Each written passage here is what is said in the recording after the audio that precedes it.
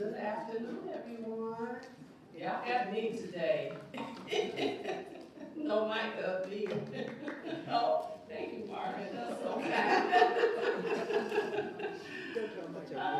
Don't won't tell Micah, but welcome to our May Board of Managers meeting. Now call it to order.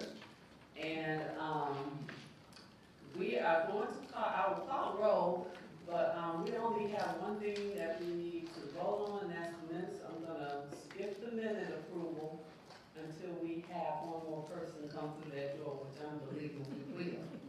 Amen. All right. Christopher Bennett, Pam Bowers. Here.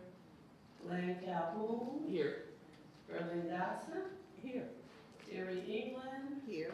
And I'm here. Tony is excused. Michelle Hopkins. Margaret Hooper. Here. Alicia Johnson. Here. Carolyn Jones. Mike is excused. Raven McKinney. Ross Meyer. And Christy is excused. And Sally is excused. So that's what we have right now. So we're going to forego the minutes for the moment, and we will go straight to our mission moment. So I am pleased to have the soft launch of our impact report. If you will all see it, it is a handy-dandy document that is just a one-pager that highlights, as you all remember, we used to do impact report with our annual report, and intentionally we decided to do it in Q3 and Q4 of this year. And if you open it from the center, you will see the premiere of our new Preschool Promise mascot, Teddy the Turtle. And you will all be getting an official Teddy the Turtle t-shirt showing the power of the promise. And just so you know, our colleagues at the Dayton Preschool Promise were a little bit jealous because Polly the Panda now has some competition. So we will be using this, and thank you to Laura Carr, our amazing marketing person, Keisha Mathis, who's been directing our communications thing, and the entire team. This was not my first choice, as y'all know this was not, but I was outvoted. So we have Teddy the Turtle, and again, you will see we intentionally did it with our highline numbers. We featured a educator preschool site story and a family story. Depending on the setting that we use this in, these are interchangeable so that we can change these when needed and print this in-house, right? We're really excited about the new graphic that shows our progress in partnership with CPS and the number of students we've actually served. So this is a vehicle, quick and easy, one-pager for us to go out in the community. As again, this is the soft launch as we continue to make edits and feedbacks. The heavy launch will come when we kick off the other big event that we have for this year, which is our voter-approved initiative. So just wanted to share that with you. So that's our mission moment. Sharing the story and showing the ROI. Okay, well, thank you, Shara, and we'll keep the baton in your hand and go right to the ED. It's the on-me report, isn't it? Okay. So wanted to share with you all that CPS is in vote on a resolution. If we are, I'm sorry, I'm used to having Hector here. Hector is not here. No, don't see the resolution in there. But let's see if it's in our package. Let's see. It's on package on page 7. Yes. I made a note on page 7. And we will store that for you all on your Google Drive. And to keep you updated, Michael will be leading our master agreement committee and the next steps in partnership with CPS and keep you all in the loop on that. Also wanted to offer a public policy update. You all should have received communications about action items at the federal level, the Dear Congress letters as they're working on budget reconciliation. Make sure that you send those. It was a collective group that came together to advance that letter to the feds, First 5 Years Fund, Macy, and others. So you have that information in your packet as a reminder. Also, you also have in the package the official logo and a sign-on letter that we did to the Ohio General Assembly because it is now currently budget time. We're being kind of careful on how we move forward with that progress because I think most of the early education advocates at this point prefer the governor's version of the budget, and that is not currently the version that the Senate may be advancing. So we will continue to keep you updated on any action and needed at the Ohio General Assembly. Also, you will notice in your packs as well, Groundwork Ohio will be sponsoring the Working Families Rally on June 17th. The goal is really to pack the lawn at the Assembly to show a force of all of those that are interested in early education. So if you can join us for that event, let us know. Several organizations will be coordinating bus travel to Columbus for that day. It's a 1-hour event. So we'll continue to send you updates. If you would like to register for that, let me know. The other, June 17th at noon. Yeah, it's a Tuesday. And it's timed very carefully that they're trying to do it on a day when we know it will have not only the most visibility, but at a point where we can still make an influence on the decisions that are being made with the final budget. Okay. In terms of fiscal planning, thank you to all of you who attended the briefing that we had to give an overview of CPP's budget process, because we know many of you are new as board members. And just as a reminder, we will be storing the FAQs that were asked during that session on the board Google Drive once they're completed. And as the budget timeline, the next opportunity will be June 10th at the CPP Finance and Audit Committee meeting. We'll be doing the deep dive on the budget with each line item. Remember, that meeting is open to all, so any of you who may not have been able to attend that briefing, please join us at the Finance and Audit Committee member meeting. We'd be happy to answer any questions, and we, as usual, talk over the key changes.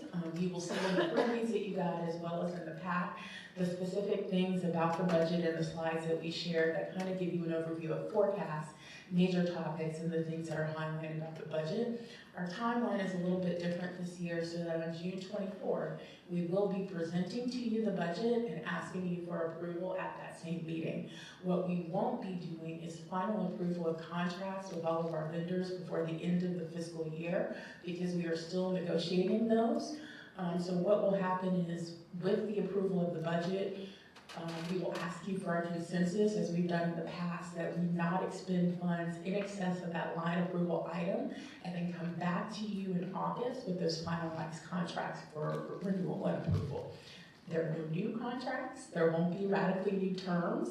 What we'll be asking you to approve is the scope of work in alignment with our delegation of authority approval that we need to do for any contracts in excess of $50,000. So, Did I read that the June 24th meeting was pushed to July? Or was I reading something? we absolutely don't meet in July. No. I'm reading enough for it. Go ahead. So if we meet in July, something has gone terribly wrong, and we've had to revisit, right? So if you did see it, let me know, because it will be an error that we'll need to correct to make sure that we're all aligned.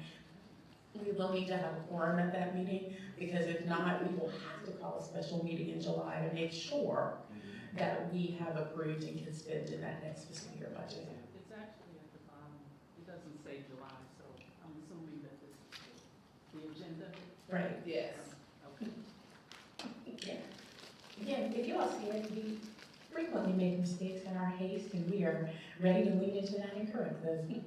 So just let us know. But right now, that is our planned timeline.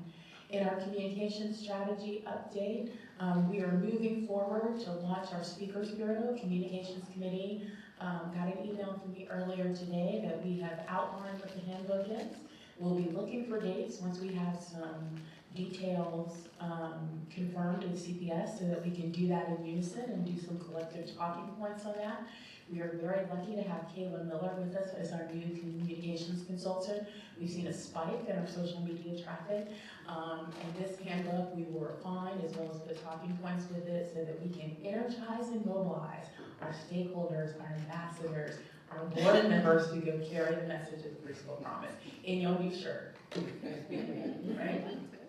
So that's coming. We'll continue to ask for feedback from the communications committee on that as well. And website, all I can tell you is uphill battle. We're still working on it. Design is looking good, but regularly change in environment and the utility of AI is making things change for us. Like we thought we had the parent resource page completed, and then the Department of Children and Youth unrolled a whole new set of resources for parents that we didn't want to miss out on, so now we had to do a redesign. So the goal is to make sure when a couple of things happen, when we do the hard launch and official final version of the impact, we have a shared vision resolution in partnership with CPS. We have announced what our Speakers Bureau dates are, that is the day that the website will also look pretty and new. So that's our target goal. We're working on it. Vicki, did you have a question? Fancy, I was gonna ask when the training ended. Yeah, we haven't quite set the dates because I want to have a little bit more information in how we talk. And I think it is important to have unified messaging as we start to go out. And there's some things I can talk about very easily, like our mission and our vision, but when we start talking about shared data between the two organizations, it's important that we're on the same page. And while we can do it, just the Preschool Promise version, we'd love to do it as the Preschool Promise and CPS version as we start to do that. I was just only going to make a comment.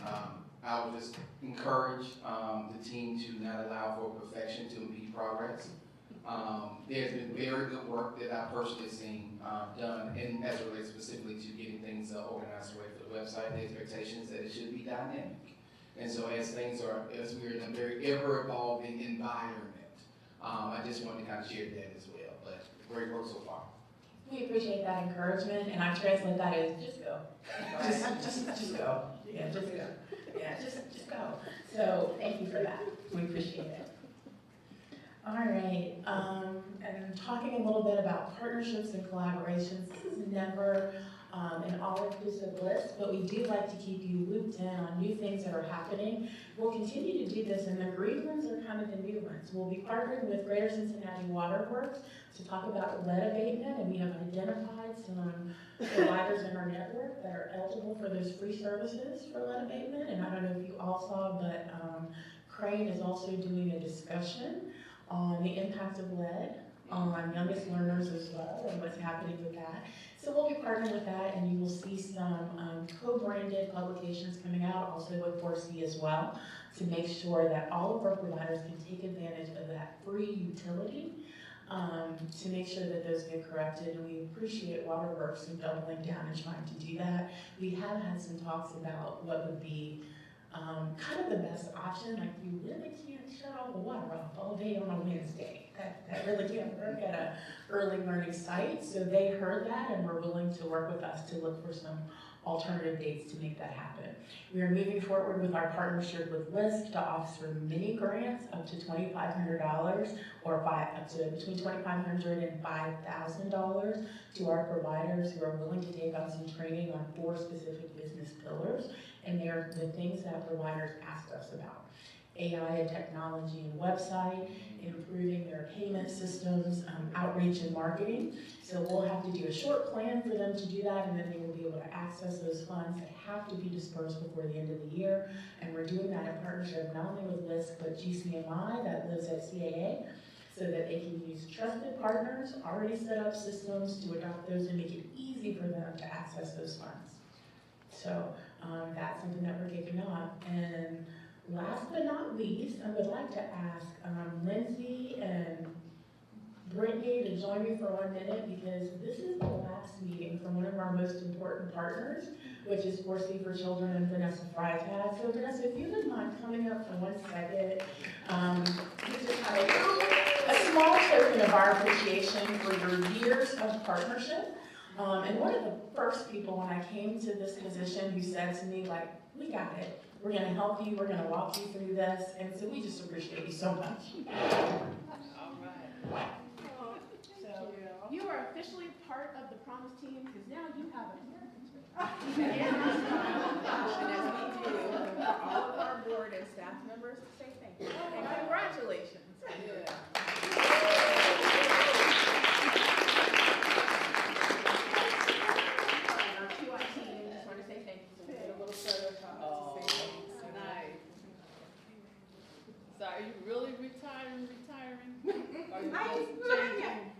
retiring, but you'll see me volunteering. Oh, see, so she's not, see. So let's give Vanessa a round. All right. Thank you.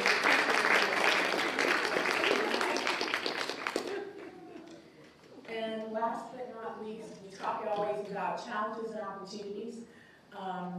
This looks a little bit different than it has in the past because I think we need to start thinking about strategic plan, because as you know, our strategic plan is up. June 30th, we have met our goals, but we have delayed that planning process until we have some idea of what the future holds with the levy. But I do want to keep you all apprised of what our challenges and opportunities are as we start to move into the next decade. You heard me say that, right? The next decade of the preschool promise. Like, we've been doing this officially for 10 years. And so we're really thinking about strategic direction, balancing what's happening at the federal level, balancing what's happening at the local level, and how we continue to drive on that mission for the next 10 years. So I will keep you updated on this. I will probably do a webinar, a briefing like we did with the budget on a deep dive on some of these issues, because each one is kind of assigned to some of our subcommittees with the exception of operations. Is kind of not, but to keep you apprised of what's happening there.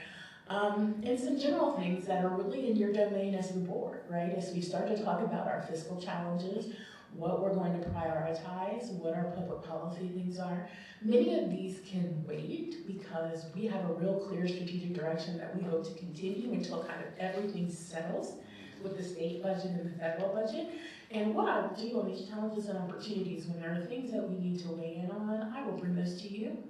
Because we may need to informally prioritize those. So at the budget discussion, I will be asking the board to inform kind of what our priorities are. Now, you do that by default when you approve a budget, but I do think there is some value to us publicly saying tuition assistance is our number one priority, followed by quality improvement, followed by workforce, right? If that continues to be what our priorities are. So this is just to give you kind of some insight of what I'm thinking, what our team is thinking. And so you all never have an aha moment, right? Where we're like, where did that come from? What are we talking about? And at any time, as always, questions, concerns, recommendations on any of those highline items, text me, call me, email. I'm more than happy to sit down and have a deep conversation with you. Especially if, as some board members take me out to really nice lunches. I appreciate that. Happy to have those conversations with you, but that's kind of our outline of our challenges and opportunities. And I will say the biggest opportunity that we continue to have is a dedicated and hardworking staff, because none of this would happen without the team at the Preschool Promise. So.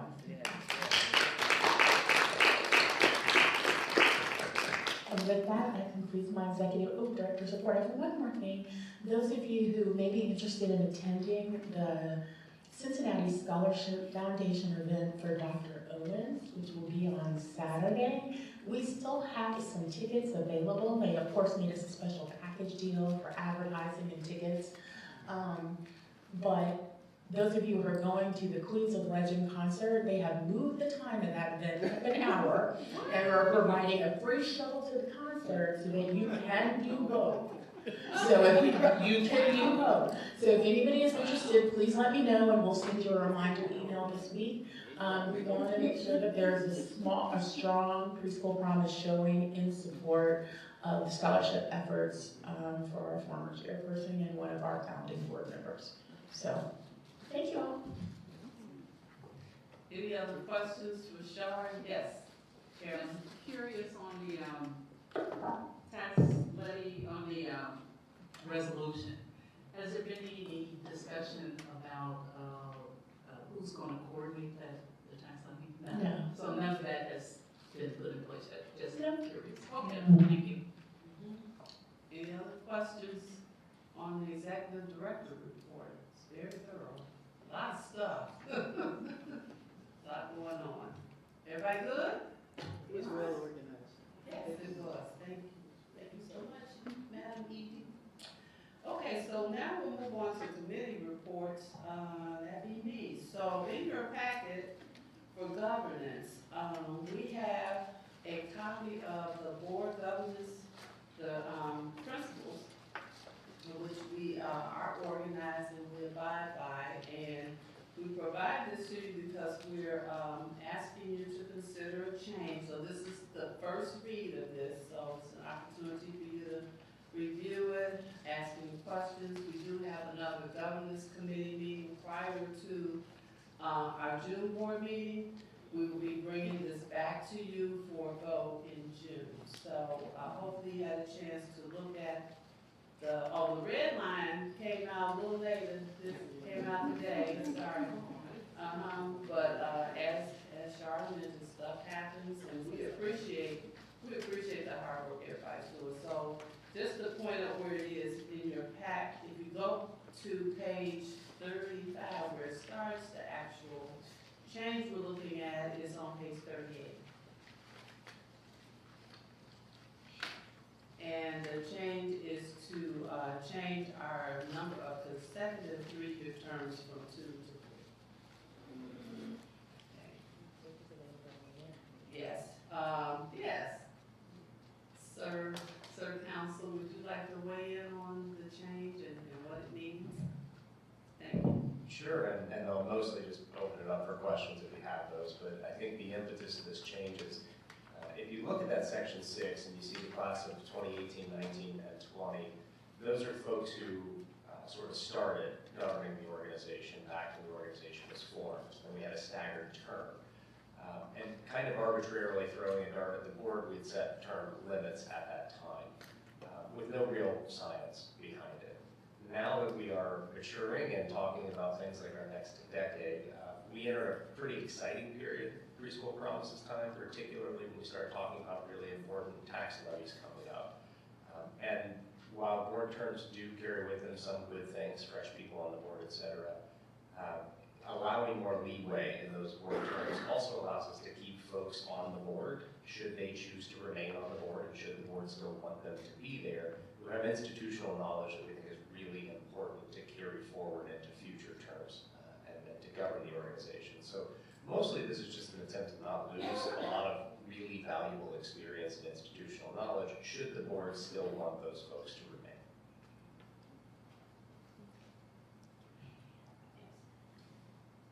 So the only, what I will say is I have acknowledged and accepted that people can't stay on the board forever.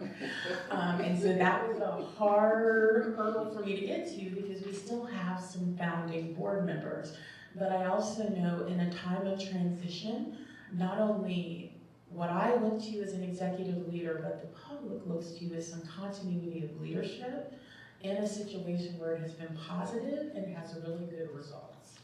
And so I respectfully ask the governance committee if they would consider this change to get us through this voter-approved initiative and where we are. And this seemed the easiest way to make that happen, acknowledging it at some point.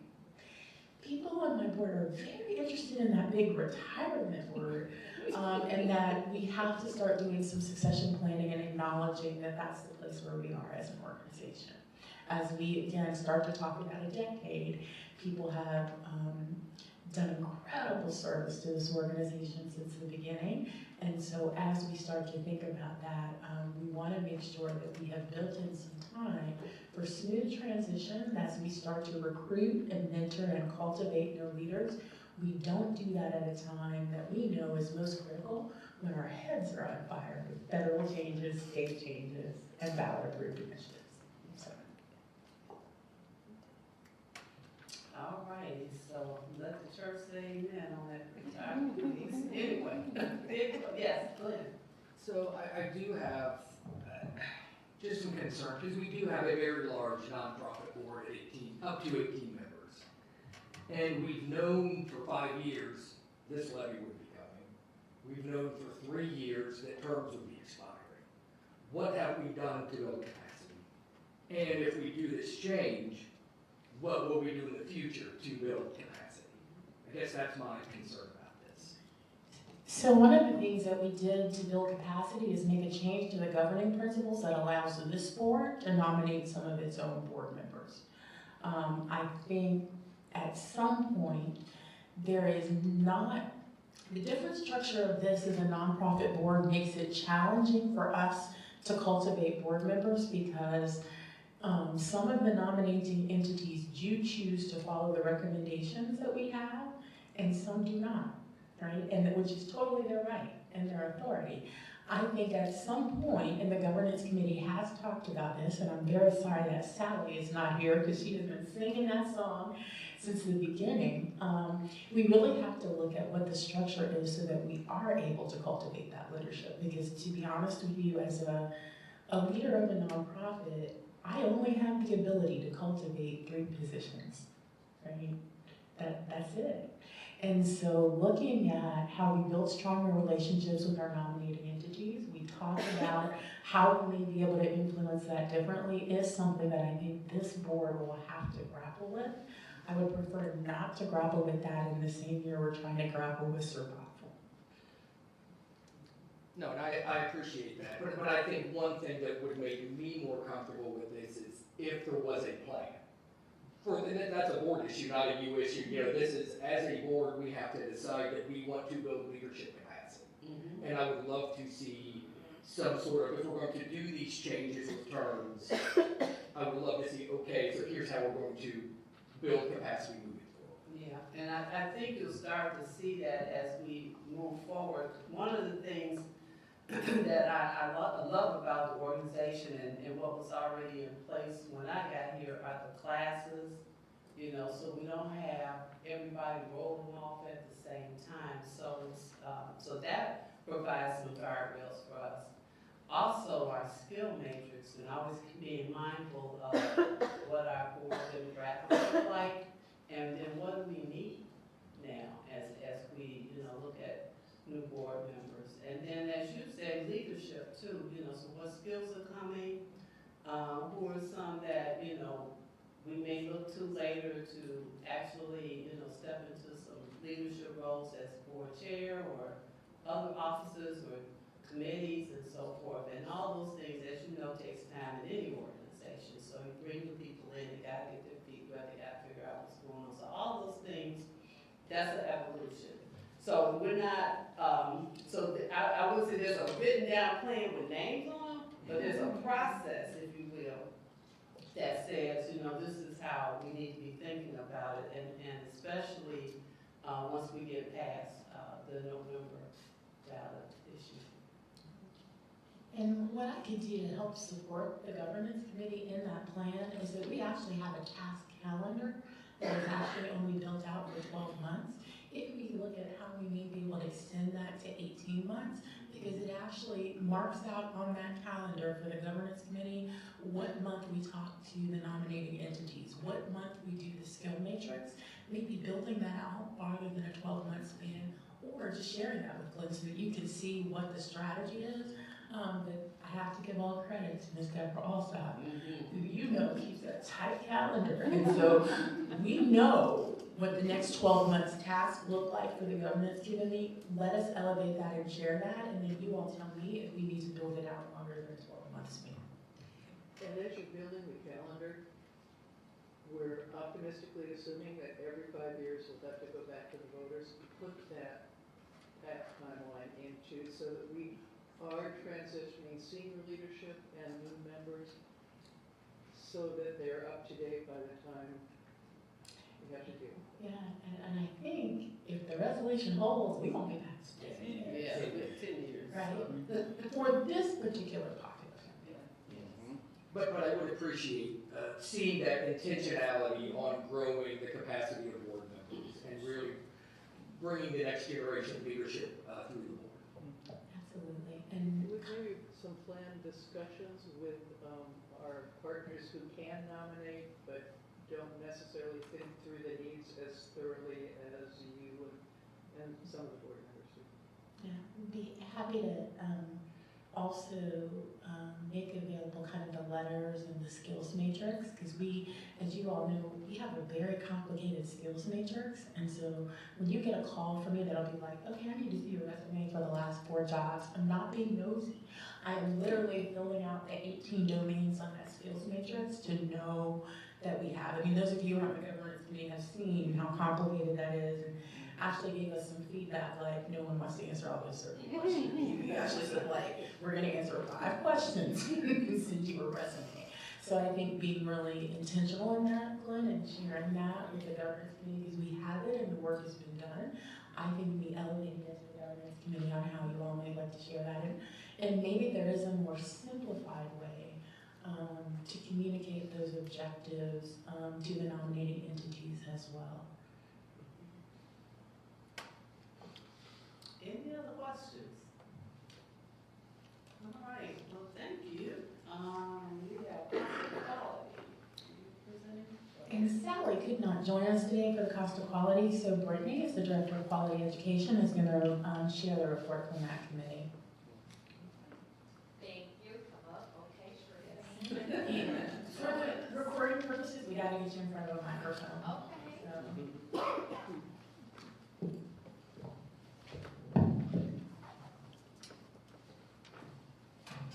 Hello, everyone. So we met almost 2 weeks ago as the Cost of Quality Committee. And I want to remind everyone of what the charge is for this committee, which is basically to recommend policies and practices that expand and sustain high-quality preschool sites, including our quality improvement projects, Ohio's quality rating and improvement systems, and workforce initiatives. So a few weeks back, we had the opportunity to discuss how we fulfill this charge with 3 standing agenda items, and also plan to continue to discuss this further in the future. One being identifying key drivers to address the workforce challenges in the CPP network. The National Early Child and Education Workforce Center presented a framework for system change aimed at tackling workforce challenges related to recruitment and retention of ECE professionals. The committee will also consider learnings based on our work here, as well as best practices that were listed in the Workforce Center's presentation, and then also seeking input from the Cost of Quality Work Group. Another topic of discussion was balancing regulatory compliance and licensure systems, like Ohio's separate quality rating system, to create high-quality learning environments to drive better outcomes for our children. We discussed the need to prioritize children's well-being, as well as provider support through clear, aligned, and adequately funded standards. And then thirdly, considering new data points and recognizing any interesting trends that align with program delivery, work plan, and also supporting us with our strategic direction. In addition to the 3 topics that I just mentioned, the committee also discussed drafting its charter to prioritize activities for the next program year. Any questions for comments?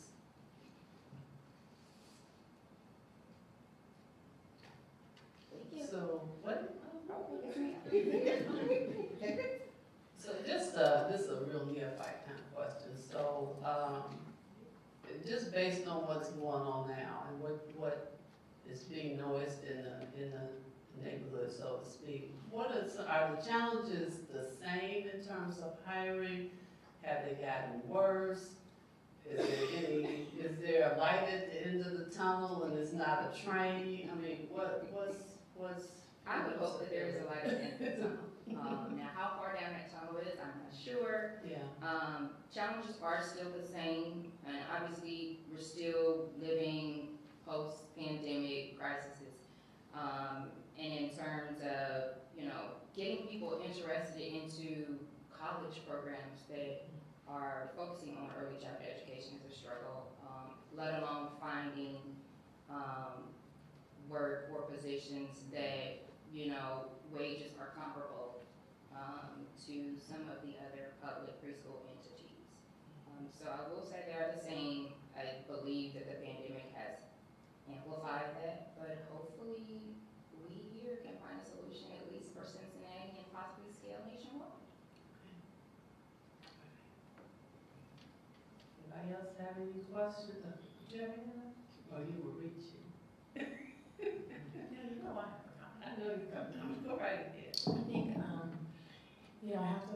Brittany and Lindsay and the work that they've done in partnership with 4C and Learning Grove, because in meeting with the other Ohio preschool initiatives, the commitment that we've had to quality that's not defined by the quality rating and improvement system, but defined by developmentally appropriate practices, the best practices we know in the community, and what produces the best outcomes for children has made the difference. The question is, can we continue to afford it? And what has me most nervous is the conversations that we start to have about deregulation. And when some place like Idaho says we're not regulating anything at all, not that our providers or families are motivated by regulation, but when you see articles in the national news that say the majority of families that need early education are choosing a friend, family, and neighbor model, yet our stats are showing that we have 50%, which looks to me like a majority, enrolled in formal education that we know is high quality. It makes me say, one, we have something special here based on the work that we've done that we don't want to lose, but also we have to be very strategic to balance our idealism with the realities of what our world is, right? So that basically means friend, families, and neighbors is going to happen. How do we look at it and how do we do it? And how do we not come out as saying we have to have regulation, right? Instead of framing our conversations to say we have to have quality. We have to know and respect what works best for families and providers in the system. And it is a nuanced difference, but it's a difference that makes all of it, the difference between a yes vote and a no vote, to a family feeling comfortable, because at the cost of quality committee and the conversation is always, what does a family think is high quality, right? And it's like, the question is not really that. It is, are families even having the luxury and the opportunity to ask the question? And so I think we got to back up. And that's why how we're centered and what our mission is important, because whether you like it or not, that's an equity conversation on whether or not you even can entertain what you think is quality, right? Like that's not, to me, it's not the question. It is, how do we support a system that does best by our families, our children, and our providers, right? So just keep that in mind, because we will continue, and I think the team does a great job of collecting articles and research and data. But my request frequently for them is like, can you bring it down to me to a practical thing of how this applies for us? Because when Idaho is talking deregulation, the Education Institute is saying like, this is how we can simplify it. Everybody's talking about apprenticeships. It is a lot. And that is to say that we will be asking for a lot of work from the Cost of Quality Committee coming up. And we'll probably bring in a lot of ideas for you all to say, we just need you to weigh in and have a conversation so that we know how to move this program. Yep. Thank you, Brittany. Appreciate it. All right. Before I go to our CPS update, I want to go back to item 2 on our agenda. We had, after I called the roll, we had Ross and Chris join us, so that gave us our voting warning. Thank you. No, it's okay. We're so happy to see you. So, if you would look at the minutes from our April 1st meeting. Are there any additions, corrections, updates? And if not, I'll entertain a motion. So moved to approve. Second. All right, it's been moved by Terry England and second by Chris Bennett to approve our minutes. All in favor, signify by saying aye. Aye. Opposed? Motion carries. All right. So we'll jump back down to item 6. No, I saw her there. There she is. She was sitting over here. Come on down. Good to see you. Please excuse my voice, I'm battling spring allergies. I don't know about that. Just a few updates. Wanted to let you all know that we ended our year with 1,988 little people, which was very, very exciting. But what was more exciting, or overall exciting, is we were able to serve 475 students that had IEPs and special needs this year. So by expanding our diagnostic teams and really getting in there early and young, we were able to provide services to children at an earlier age to help prepare them for when they get to school age kindergarten. So we are rolling up over 1,000 kids this year from being 4-year-olds to our kindergartners and CPS. So that's exciting. And I wanted to announce we are having pop-up enrollments, and I will send this electronically, for pre-K through 12 throughout the city. As you all probably have never heard, we are adjusting a little bit this year. Some of our schools, so we are going out into the community to ensure that the families know whether it's a 3-year-old or a 16-year-old, that they are registered and they know which school is going to become their home and welcome them into our learning community as a city. So I will leave this with you all, so you can have that. And I did have one question, with the numbers on this, I love this, this is beautiful. Is this, just private providers, or is this all of us? So all of us on the front. Because I love the numbers on the inside. These numbers on the front Okay, are collective, okay, joint numbers, CPP and CPS. On the inside, the ones that are for community providers specifically say community provider. okay. So it will say community providers and police quality, so those are not CPS classrooms. Those are, if they're community providers, it will say community provider. Thank Yes. you. We love, the numbers are beautiful. Yes, we tried to make a note where it was a difference without getting people too confused. But we also did make a note in the bottom really lightly to say that it is levy life cycle and averages, so people that know that it's not a single year. While we are recording in a single year, it is progress over time. So, yes. That's really helpful. And Vera, how many did you say you were sending to kindergarten? We have over 1,000 students rolling out this year. So you'll have 1,000 vacancies coming. We, returning child with our 3-year-old, we had about 100 students returning. So, and we are right now with our enrollment for next year already, we're over 50% seats filled. So we've been really getting the enrollment. And we do have the new, so you all are aware, at Bramble, it will be the same model as Gamble. Get it, Gamble, right? So it will have a lab Montessori and traditional and a co-teach classroom in that building. So, Sounds good. yeah, it's fun. Vera, how many of those children that you're serving, you're getting IEPs on, are any of those children from the community providers as well? We have 2 different diagnostic teams. So the number I read are the students that are in our CPS schools, but I do know that the diagnostic team that serves the private providers through CPS has been enrolling, and they do help, like say a private provider, a child is, they make the recommendation for an evaluation.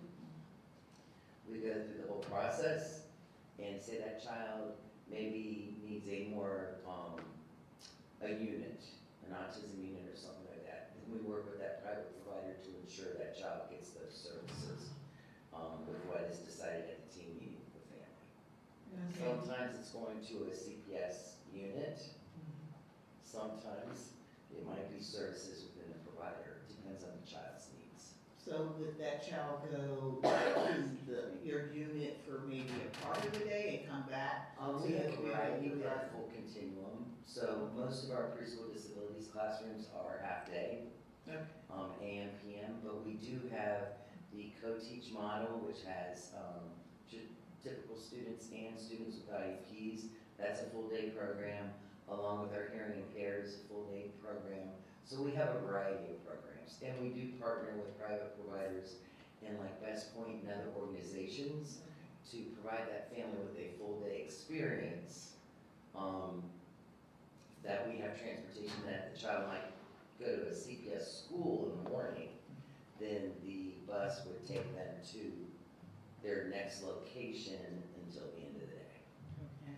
And are parents being supported in, not identifying, but filling out that paperwork, completing the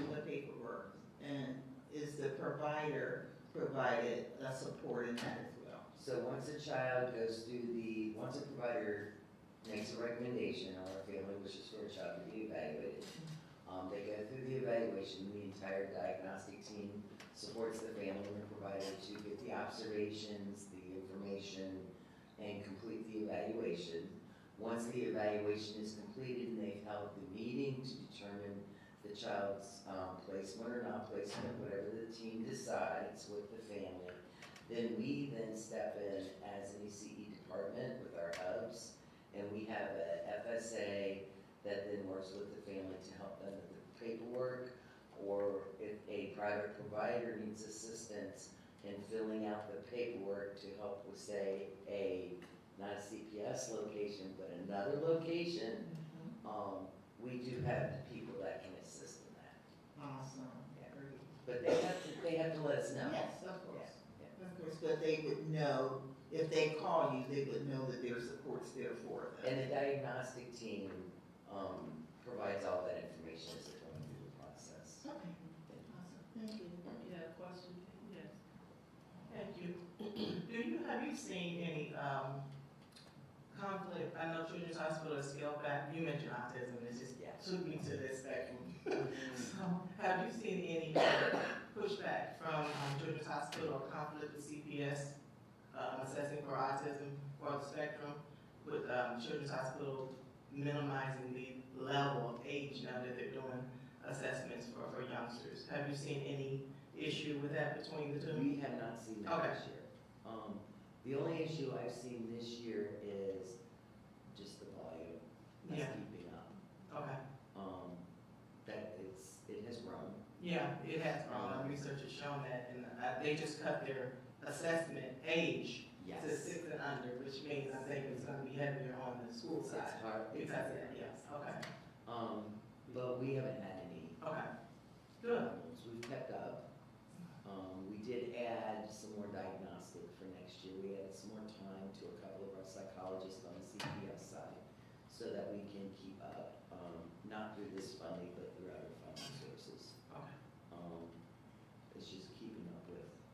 Good. Yeah, the ball is rolling pretty intensely. Well, and it's been interesting because when we talked to the health department, we know that this year and next year are low birth years.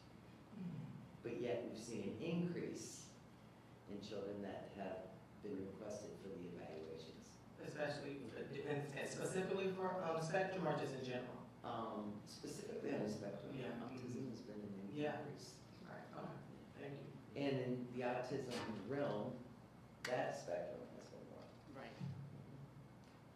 And Mr. Calhoun can attest, he's been coaching many teachers on how to handle that in a classroom of 20 students.